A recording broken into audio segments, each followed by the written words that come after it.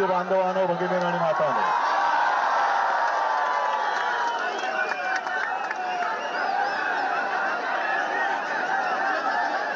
याच एका वाक्याने हिंदू हृदय सम्राट शिवसेना प्रमुखांनी देशातल्या तमाम हिंदूंना जागं केलं होतं आणि विखुरलेल्या हिंदूंना एकवटवलं होतं. आजही तो क्षण आपल्या डोळ्यासमोर आहे. आपण कट्टर कडवट देशाभिमानी हिंदू आहोत. आम्ही हिंदू भोळे आहोत, भाबडे आहोत, पण मूर्ख नाही आहोत. आपल्या हिंदुत्वाचा गैरफायदा घेऊन जर कोणी मंदिर लुटत असेल तर मी परवाच बोललोय, अब हिंदू माफ नहीं करेगा. या देशाची सत्ता घेताना जय श्रीरामच्या घोषणा दिल्या गेल्या. राम मंदिर वही बनाएंगे. पण तेव्हा शिवसैनिकांनी जेवढं काम केलं मला नाही वाटत दुसऱ्या कोणत्याही पक्षाच्या कार्यकर्त्यांनी ते केलं असेल. मग शिलापूजन असेल तर शिलापूजन केलं, रथयात्रा असेल तर रथयात्रेत सामील झाले, कार सेवा असेल तर अयोध्येत जाऊन कार सेवा सुद्धा केली. अनेक कारसेवकांनी रक्त सांडलं, अनेकांचे जीव गेले. आणि त्याच्यानंतर जे घडलं, जे मुंबई शहराने भोगलं, असं क्वचित एखाद्या शहराने भोगलं असेल. बॉम्बस्फोट झाले, दंगली झाल्या, आणि तेव्हा फक्त एकच देशातलं एकच मर्द उभा राहिला होता हिंदूंच्या पाठी, तो म्हणजे हिंदू हृदय सम्राट शिवसेना प्रमुख माननीय बाळासाहेब ठाकरे. हिंदू भयग्रस्त होता, हिंदू आक्रमित होता, आधार शोधत होता. आणि त्यावेळेला हा शिवसेनेचा भगवा शिवसेना प्रमुखांनी हिंदूंच्या हातात दिला. गैरफायदा घेतला गेला. नको ती लोक सत्ता भोगतायत आणि हिंदू आजही भरडला जातोय. 12 वर्ष होऊन गेली. आज ज्यासाठी आपण मेहनत केली होती ती व्यक्ती पंतप्रधानपदी बसली आणि बसल्यानंतर कट्टर कडवट हिंदुत्ववादी शिवसेनेला नष्ट करण्यासाठी जणू काही अफजलखानी विडा त्यांनी उचलला. काय उचलला? कारण हिंदुत्वाचा गैरफायदा घ्यायचा होता. हिंदुत्वाचा गैरफायदा घेताना फक्त एकच शिवसैनिक असा आहे, एकच शिवसेना देशात अशी आहे की समोर उभी राहून निगड्या छातीने त्यांना प्रश्न विचारू शकेल. काय वातावरण होतं? अयोध्या तो झाकी है, काशी मथुरा बाकी है. आता मला भीती वाटायला लागली, जर ही अयोध्याची झाकी असेल तर काशी मथुरा किती लुटतील. आणि 12 वर्षामध्ये आपलं भगव्याचं सरकार तिकडे आलं असं आम्हाला वाटत होतं, आपल्याला वाटत होतं. हक्काचं सरकार आलं.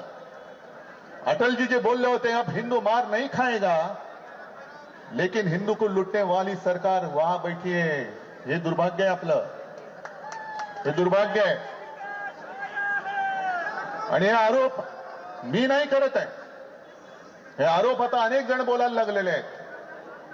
पहिली सुरुवात आपल्याला लक्षात असेल, शंकराचार्यांनी गेल्या 1-2 वर्षापूर्वी केली की केदारनाथ मंदिर, केदारनाथ आहे तिथलं जवळपास कित्येक किलो सोनं हे लुटलं गेलं. मध्य प्रदेशच्या मुख्यमंत्र्यांवरती आरोप झालेत, त्यांनी उज्जैनच्या इथली सगळ्या जमिनी ढापलेल्या आहेत. महाकालचे काल आहेत हे.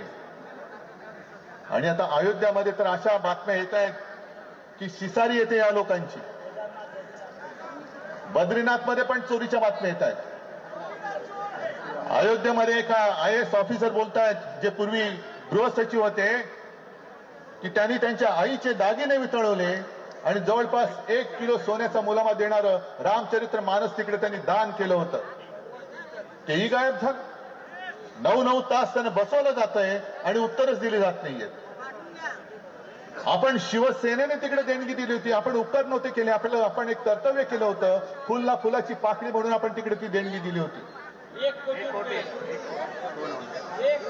चांदीची वीट दिली होती. सिंधी समाजाने चांदीच्या विटा दिल्या होत्या. कुठे गेले हे सगळं?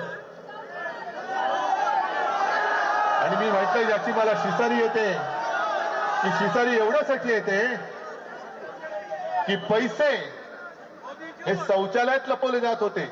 एवढं यांचं हिंदुत्व हे घाणेरडं हिंदुत्वाचा अपमान करताय तुम्ही. हे तिथले साधू संत आता म्हणतायत की सगळे चोर लोक तिकडे बसलेले आहेत. आणि एका साधू संतांपैकी एकाचं वाक्य असं आहे कि हम जब मंदिर में दर्शन के लिए जाते हैं तो हमारी लंगोटी भी चेक की जाती है. म्हणजे साधू संतांशी तुम्ही असं वागताय आणि करोडो रुपयाचा माल, हपापाचा माल गपापा करतायत. जो कष्टकरी हिंदू आहे, साधा बोळा हिंदू आहे, जो नवस बोलतो, श्रद्धेने तिकडे जातो आणि फुल ना फुलाची पाकळी म्हणून आपल्या कमाईतले कष्टाच्या पैशातले एक पैसा तर एक पैसा, 2 रुपये तर 2 रुपये तिकडे देतो. हे तुम्ही गायब करता आहात. लाज वाटली पाहिजे या लोकांना हिंदू म्हणून घ्यायची. म्हणून मी आज तो परत नारा बुलंद करतोय.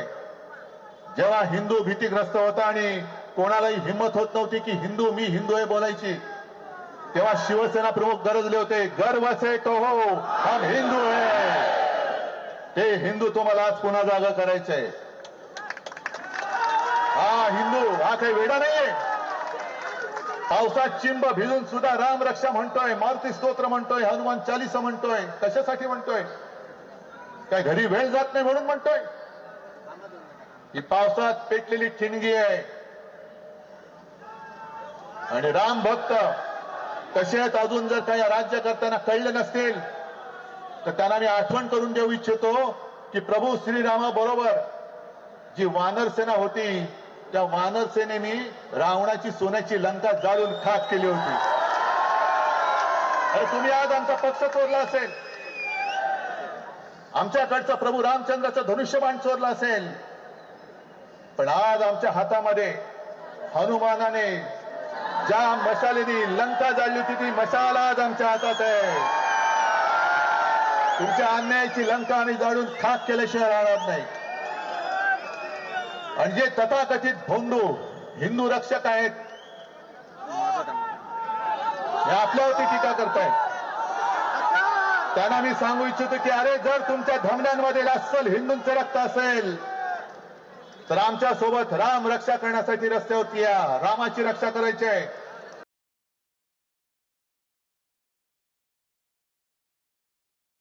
रस्त्यावरती या. रामाची रक्षा करायची आहे.